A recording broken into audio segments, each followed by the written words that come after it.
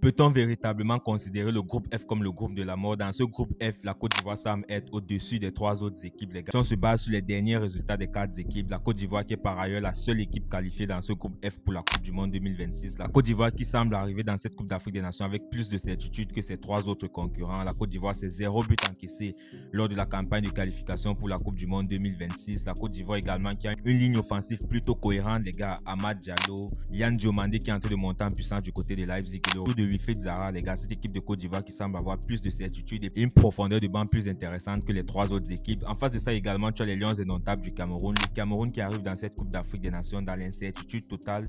Un sélectionneur qui a été nommé 3 semaines juste avant le début de la compétition. 15 joueurs qui prendront part à leur première Coupe d'Afrique des Nations. C'est vrai que le Cameroun est un mastodonte du football africain, mais le Cameroun arrive clairement dans cette Coupe d'Afrique des Nations dans l'incertitude totale. On ne sait pas quel est le visage que le Cameroun va montrer lors de cette Coupe d'Afrique des Nations 2025, les gars. En face, tu as également les Panthères du Gabon. Cette équipe du Gabon qui a retrouvé les couleurs depuis la nomination du coach Thierry Mouyouma, qui a vraiment dynamisé ce groupe des Panthères du Gabon. Le Gabon, c'est 25 points sur 30 possibles lors des campagnes de qualification pour la Coupe du Monde. Les Panthères du Gabon qui semblent être revenus à leur meilleur niveau pour cette Coupe d'Afrique des Nations 2025.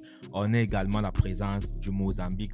Le Mozambique entraîné par un certain Chiquinho Condé, légende du football mozambicain, qui est aujourd'hui sélectionné de cette équipe du Mozambique. On retrouve également des garçons tels que Renildo qui évolue du côté de Sunderland ou alors Gatamo qui évolue du côté du Sporting. Il va falloir se méfier de cette équipe du Mozambique et malheur à l'équipe qui perdra les points face à cette équipe du Mozambique. Mais si on se base sur les performances récentes de chaque équipe, la Côte d'Ivoire semble être clairement au-dessus des trois autres équipes et la deuxième place pourrait se jouer entre le Cameroun et le Gabon. Et pourquoi pas le Mozambique qui pourrait s'incruster dedans pour pouvoir tirer son épingle du jeu, les